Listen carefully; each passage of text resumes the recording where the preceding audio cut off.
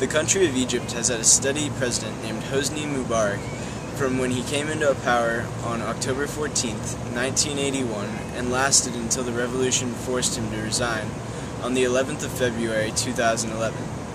This made him the leader in power for the most time since 1848. The revolution started on January 25, 2011, and the people took to protesting in the streets over the autocratic leader Mubarak, who they wanted out of office because of the corrupt government that he had established. They were also protesting the poverty and unemployment which is now so rampant in the country. In the beginning, these protests were mainly held in Cairo's Tahrir Square and were completely peaceful until the military got involved. Also, after Mubarak left office, there was a massive peaceful protest in celebration also held in Cairo. However, under the rule of Mubarak and shortly after his reign of power, these protests have become battles in the streets between protesters and military in the country. A news source called Jurist says that the casualties have been caused by these protests have resulted in more than 840 deaths and have left many more injured. Many of these deaths were caused on the Day of Rage, in which there were massive violent outbreaks in the streets of Egypt. Removing Mubarak, unfortunately, has not been the end of the violence, because the military, who has been trying to keep order, like Mubarak would have, are causing so much violence. This violence is in sharp contrast to the normal jocular demeanor of the Egyptians who enjoy art and festivals, which was so transformed by the hate for the leader and the oppression which his rule was causing the people. Today, our team of highly trained analysts from JAC, also known as Jordan, Aaron, and Clay News, will be giving it to you straight. We recognize the possible bias and persuasive nature of many of the articles out of there and want to help you get to the bottom of it. We will be analyzing logical, ethical, and emotional appeals, as well as types of media biases and rhetorical fallacies used to change the way the reader thinks about the subject at hand, in this case, the Egyptian Revolution.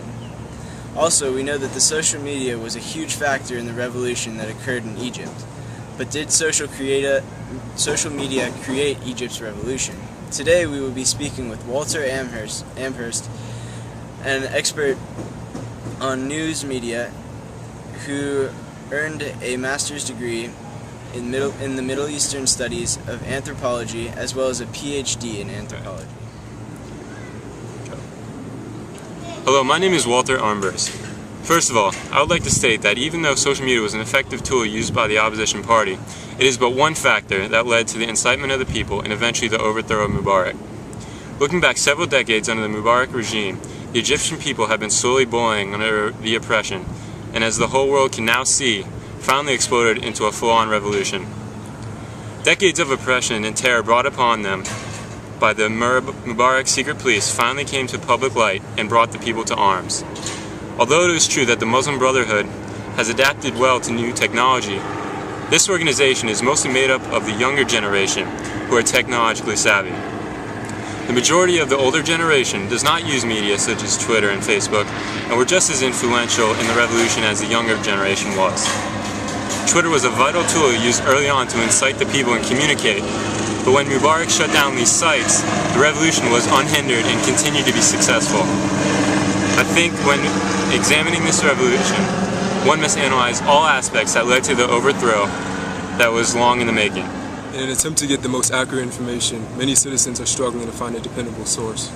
Currently, scenes of rebellion in the streets of Cairo, Alexandria, and Suez have been broadcast across the globe. The Egyptian government has gone to great lengths to try and ease the tensions by cutting off internet connection and phone lines within the country.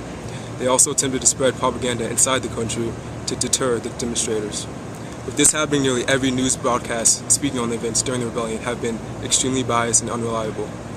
With almost no reliable source within the country, the citizens have been left blinded in the entire situation. Websites like YouTube, Facebook, and Twitter have transformed the way people get their word out. Instead of sitting on a sidewalk with a megaphone, people are blogging online about their distaste for the government. Prior to the government intervening, sites like this were fueling the rebellion and proving to be a driving force. The sources that are the least biased happen to be from first-person accounts within the turmoil. People have discussed how they were tortured and harassed by officers covering the scene. The small amount of hope citizens have is to try to communicate among one another instead of relying on listening to the deteriorating government.